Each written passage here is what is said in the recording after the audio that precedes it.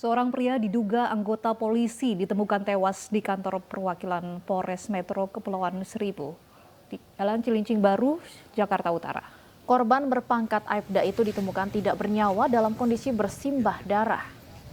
Direktur Kriminal Umum Polda Metro Jaya, Kombes Pol Hengki Haryadi dan penyidik Inafis serta Puslapor mendatangi lokasi ditemukannya seorang polisi berpangkat Aibda yang tewas dalam kantor perwakilan Polres Kepulauan Seribu di Jalan Baru, Cilincing, Jakarta Utara, Selasa siang. Jenazah langsung dibawa ke Rumah Sakit Polri Jakarta Timur. Selain itu, polisi juga membawa sejumlah barang yang berkaitan dengan kematian korban.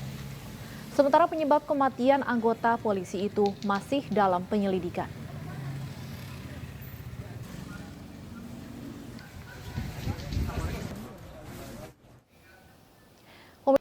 Selain membentuk tim pencari fakta, Polda Metro Jaya akan menggelar rekonstruksi ulang kasus kecelakaan mahasiswa UI yang tewas, namun menjadi tersangka. Sementara itu, keluarga korban mempertanyakan tugas tim pencari fakta.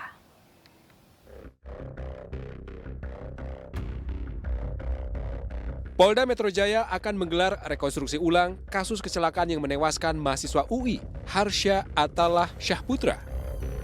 Rekonstruksi akan melibatkan pihak eksternal agar pengusutan kasus yang melibatkan pensiunan Polri tersebut berjalan transparan.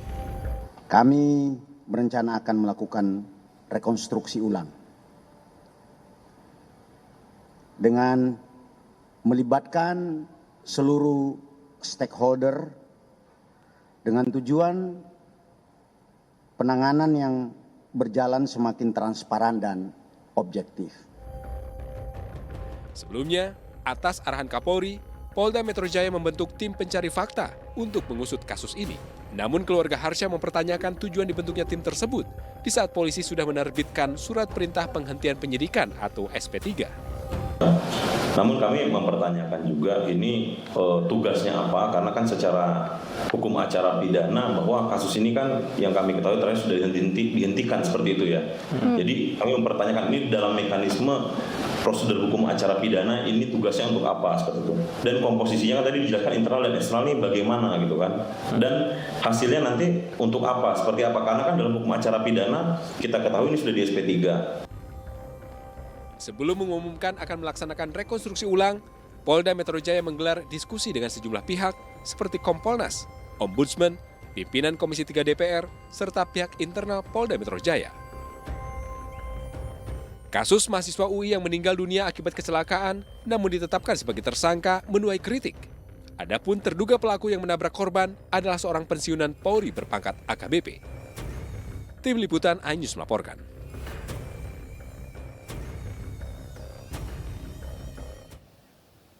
Nah, pemirsa, saat ini keluarga korban menyambangi Ombudsman untuk meminta bantuan hukum.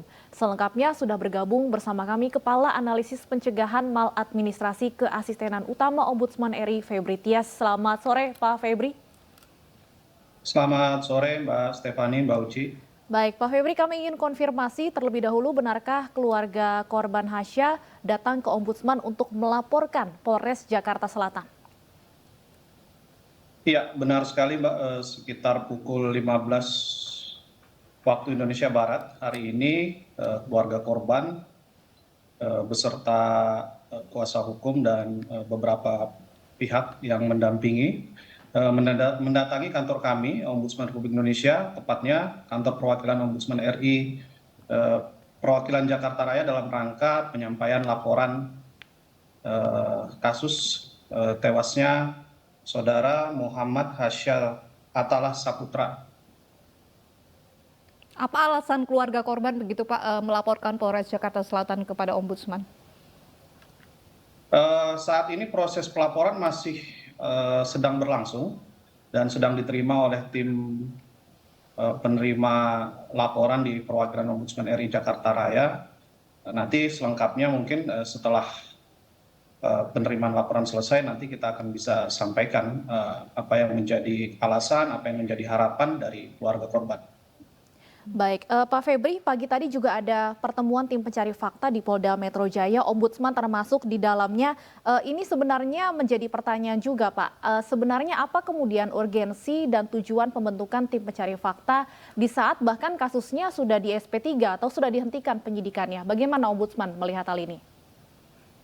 Ya, kami melihat bahwa memang kasus ini kan sebenarnya terjadi sudah cukup lama ya di bulan Oktober dan kemudian menjadi viral di media sosial dan menjadi perhatian publik sehingga Bapak Kapolri itu dari informasi yang kami terima di media sosial meminta untuk dibentuk tim pencari fakta. Namun undangan tadi pagi yang kami terima dari Polda Metro Jaya itu adalah undangan untuk penyampaian hasil fakta-fakta yang sudah dikumpulkan oleh Polri dalam hal ini Polda Metro Jaya. Jadi undangannya itu dalam rangka menyampaikan hasil fakta-fakta yang sudah dikumpulkan. Jadi tim pencari faktanya belum resmi dibentuk ya Pak ya? Setahu kami, karena kami juga belum menerima kalau tim pencari fakta itu kan tentu ada surat keputusan atau surat tugas pembentukan tim. Kalaupun misalkan kami dilibatkan ya tentu kami pasti menerima surat itu. Namun sampai saat ini belum ada.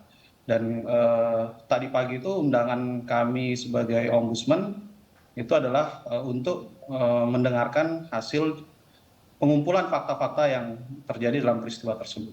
Itu, Pak. Apa Pak sejauh ini fakta-fakta yang sudah didapat oleh tim pencari fakta? Ya, jadi dari hasil pengumpulan fakta-fakta yang disampaikan tadi pagi itu kami tentu tidak menyampaikan seluruhannya. Yang jelas dari hasil undangan tadi pagi itu disampaikan kronologis kejadian peristiwa pada tanggal 6 Oktober tersebut dari beberapa saksi yang sudah dimintai keterangan dan juga dari beberapa keterangan ahli yang dimintai keterangan oleh pihak Polda Metro.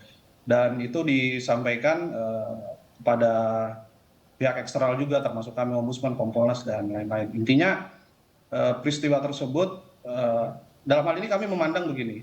Kami ombudsman tentu menghargai dari Polda Metro yang kemudian mengundang pihak eksternal dan menyampaikan apa yang terjadi dan hasil pengumpulan fakta-fakta yang terjadi di lapangan. Nah, namun terkait dengan hak korban, keluarga korban untuk melapor ke kami ke ombudsman, tentu juga kami tetap akan menindaklanjuti dengan penerimaan laporan dan juga melakukan pemeriksaan itu.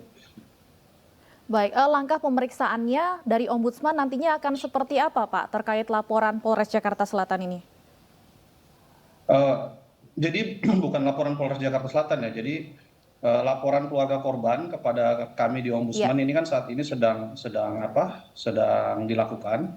Tentu pertama dilakukan penerimaan dan verifikasi laporan, kemudian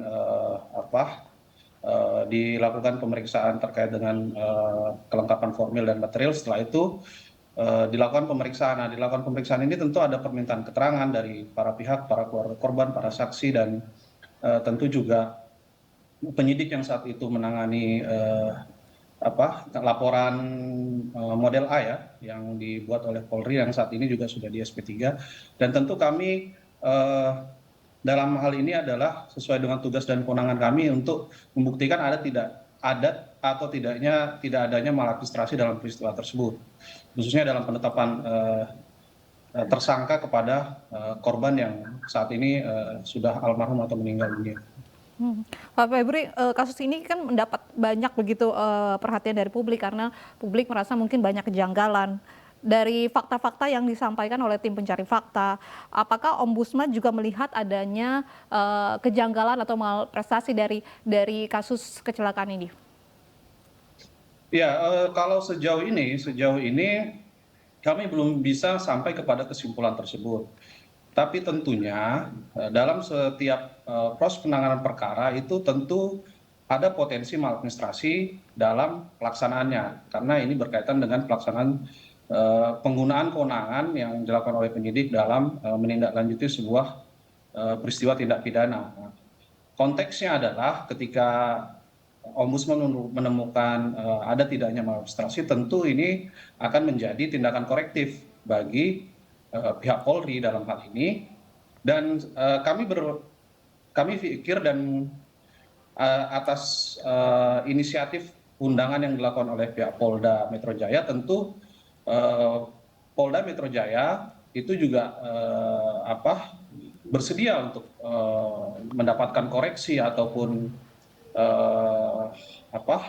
masukan dari stakeholder yang memiliki kewenangan dalam menindaklanjuti laporan masyarakat tersebut. Dan kami tentu dalam hal ini konsen kepada peristiwa yang dilaporkan oleh keluarga korban. Baik, kami tunggu tindak lanjut dari Ombudsman. Terima kasih Pak Febri Tias dari Ombudsman sudah bergabung bersama kami.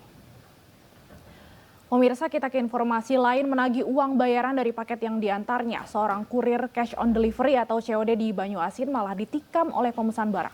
Korban menderita luka tusuk dan harus dirawat di rumah sakit. Sementara pelaku yang kabur kini masih dalam buruan polisi.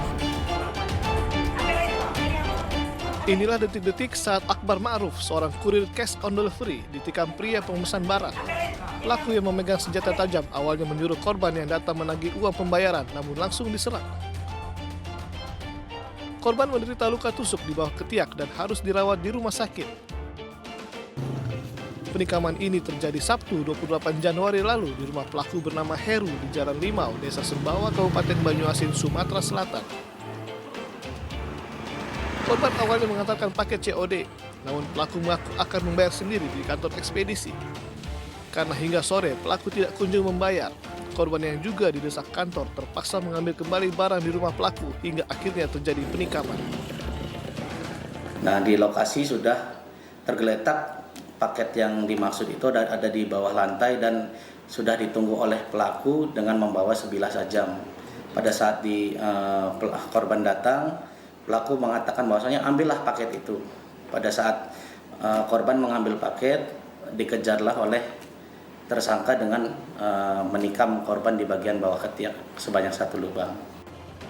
Pelaku yang kabur usai menikam korban kini dalam pengejaran aparat Polres Banyuasin untuk mempertanggungjawabkan perbuatannya. Kelompok kriminal bersenjata melakukan penembakan terhadap warga sipil di Kampung Bilogai, Distrik Sugapa, Kabupaten Intan Jaya, Papua Tengah.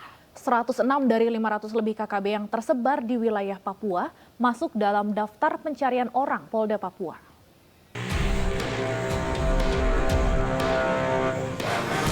Berdasarkan keterangan saksi, penembakan diduga dilakukan oleh KKB yang berjumlah 2 orang.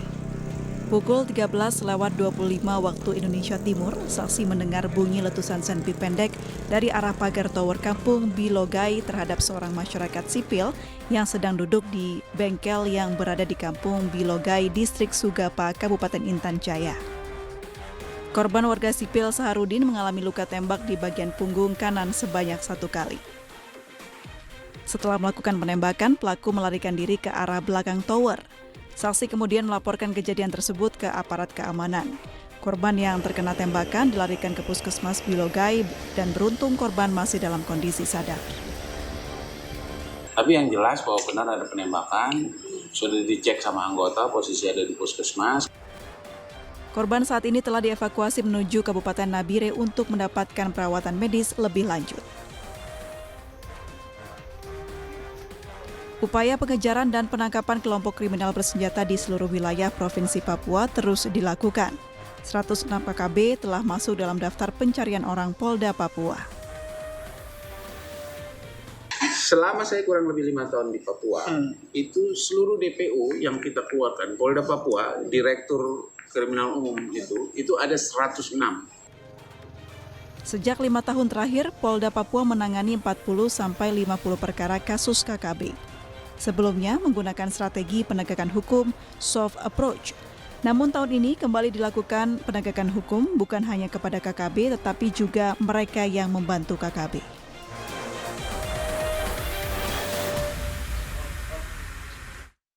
Polisi pastikan penabrak mahasiswi di Cianjur hingga tewas adalah pengemudi mobil Audi yang bukan dari rombongan polisi. iNews Sore akan membahas lengkapnya usai jeda berikut.